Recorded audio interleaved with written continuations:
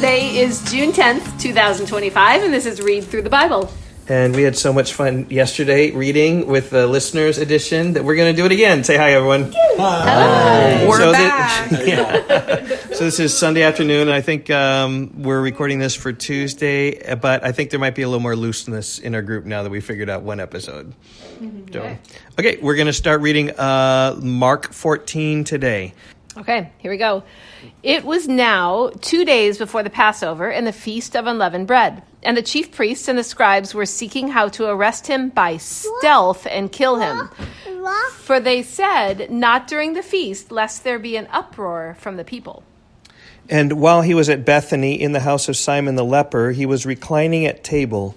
A woman came with an alabaster flask of ointment of pure nard, very costly, and she broke the flask and poured it over his head. And there were some who said to themselves indignantly, "Why was the ointment wasted like that? For this ointment could have been sold for more than 300 denarii and given to the poor." And they scolded her. But Jesus said, "Leave her alone. Why do you trouble her? She has done a beautiful thing to me. For you always have the poor with you, and whenever you want, you can do good to them. But you will not always have me.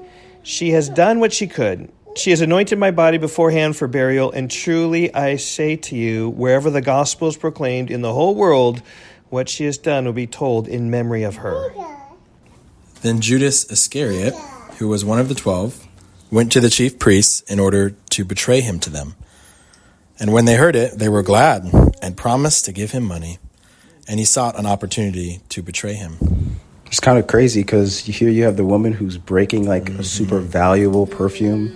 At the same time, you have Judas who is selling, pretty much selling away Jesus. Yeah. And I love how true verse 9 is. Like, it is being proclaimed to the whole world what she has done. It's, you know, we're reading the Bible here 2,000 years later. We read it today. Also find it interesting, the sovereignty of God. Their whole plan, we're not going to arrest him during the feast. And then here it is, it's going to come during the feast. And on the first day of unleavened bread, when they sacrificed the Passover lamb, his disciples said to him, "Where will you have us go and prepare for you to eat the Passover?"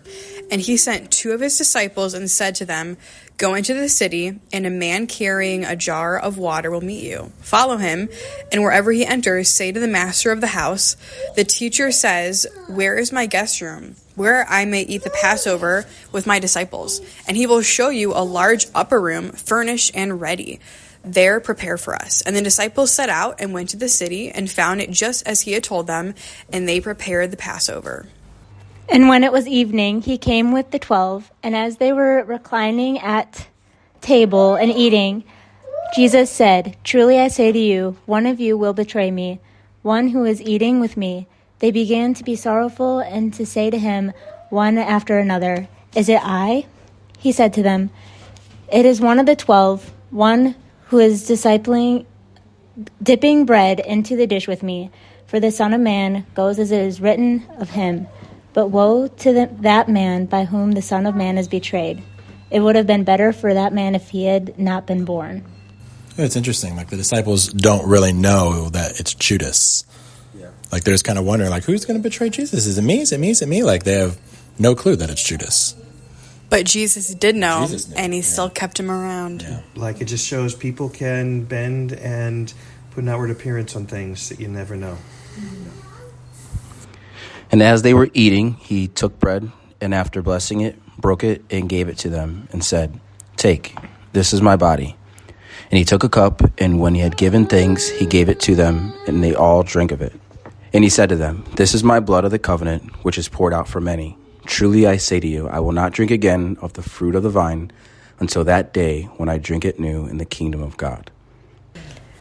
And when they had sung a hymn, they went out to... I wonder what hymn it was. I wonder what hymn... That's neat. And they went out to the Mount of Olives. Jesus said to them, "You will all fall away, for it is written, I will strike the shepherd, and the sheep will be scattered." Which is about to happen, like literally about to happen. "And after I am raised up, I will go before you to Galilee." Peter said to him, "Even though they all fall away, I will not." And Jesus said to him, "Truly, I tell you, this very night, before the rooster crows twice, you will deny me 3 times. He said emphatically, if I must die with you, I will not deny you. And they all said the same. And they went to a place called Gethsemane. And he said to his disciples, sit here while I pray. And he took with him Peter and James and John and began to be greatly distressed and troubled. And he said to them, my soul is very sorrowful, even to death. Remain here and watch. And going a little farther, he fell on the ground and prayed that, if it were possible, the hour might pass from him. And he said, Abba, Father, all things are possible for you. Remove this cup from me, yet not what I will, but what you will. And he came and found them sleeping. And he said to Peter, Simon, are you asleep? Could you not watch 1 hour? Watch and pray that you may not enter into temptation.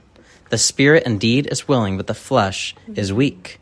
And again he went away and prayed, saying the same words. And again he came and found them sleeping, for their eyes were very heavy, and they did not know what to answer him. And he came the 3rd time and said to them, are you still sleeping and taking your rest? It is enough. The hour has come. The Son of Man is betrayed into the hands of sinners. Rise, let us be going. See, my betrayer is at hand. I think it's interesting to note here in this passage where it's talking about the cup. And if you do a biblical study on what this really is talking about, it's about the cup of God's wrath.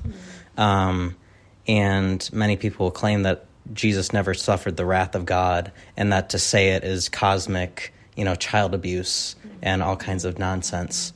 But Jesus actually did, and he suffered it for us. For us who are sinners, he died for us while we were still sinners. And it's just amazing to think about how Christ did all of that for us. And, like I was kind of saying, we were all once the arrogant ones thinking that we knew everything. And yet, Christ is here willing to die for us. Yep, he took the cup. Well, and I think it's interesting also in verse 34 that Jesus gives us a glimpse of his emotions. He says, my soul is very sorrowful, even to death. So anticipating that cup of wrath that he was going to bear, it caused him great sorrow. Verse 43. And immediately, while he was still speaking, Judas came, one of the 12, and with him a crowd with swords and clubs from the chief priests and the scribes and the elders.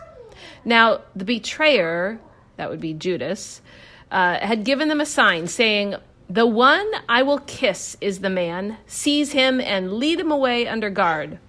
And when he came, he went up to him at once and said, Rabbi! And he kissed him. And they laid hands on him and seized him. But one of those who stood by drew his sword and struck the servant of the high priest and cut off his ear. And Jesus said to them, have you come out as against a robber with swords and clubs to capture me? Day after day I was with you in the temple teaching, and you did not seize me. But let the scriptures be fulfilled. And they all left him and fled. The next 2 verses are some of the most interesting in the Gospel of Mark. I like to say this proves the Gospel of Mark was written for teenagers. And a young man followed him with nothing but a linen cloth about his body, and they seized him, but he left the linen cloth and ran away naked. That might have been Mark. I think it was Mark, yes. And they led Jesus to the high priest, and all the chief priests and the elders and the scribes came together.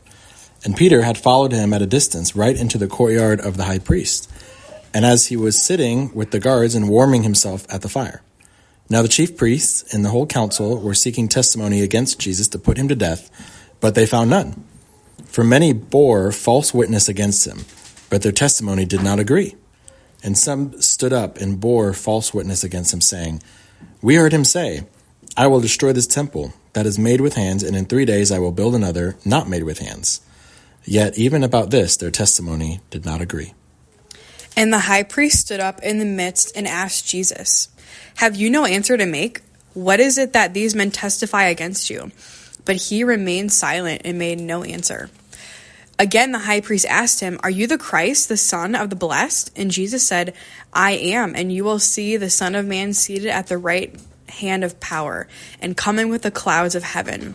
And the high priest tore his garments and said, "What further witness do you need? We have heard his blasphemy. What is your decision?"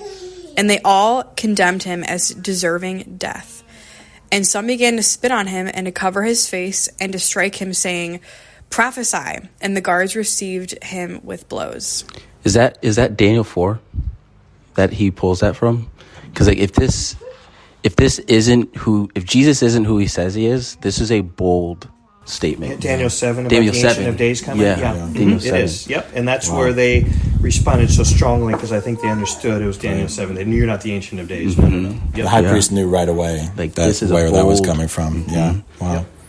Yeah, and as Peter was below in the courtyard, one of the servant girls of the high priest came, and seeing Peter warming himself, she looked at him and said, "You also are with the Nazarene Jesus." But he denied it, saying, "I neither know nor understand what you mean."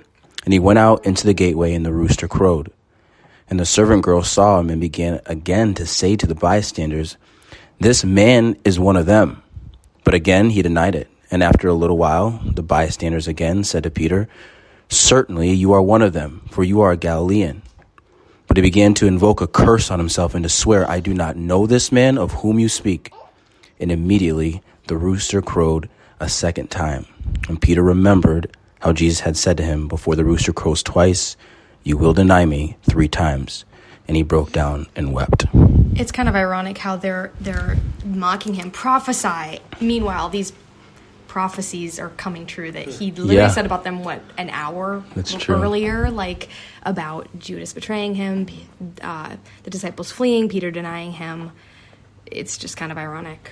Yep. Yeah. And they're about to crucify him, their king and Lord and Messiah. And Yeah. Yep. I sometimes think, like, would I have been Peter? Like, would I have said, "No, Lord, like, I'll never deny you," and then deny him, like, reflecting on my own heart for Jesus and love for him? Yeah. All right. Well, thank you guys for joining us. It's great. Thanks for the observations. Wonderful. All right. We will see you tomorrow. Bye-bye. Bye. Oh, I didn't say bye. Maybe my That's kind of intense. Robbie's got to say bye.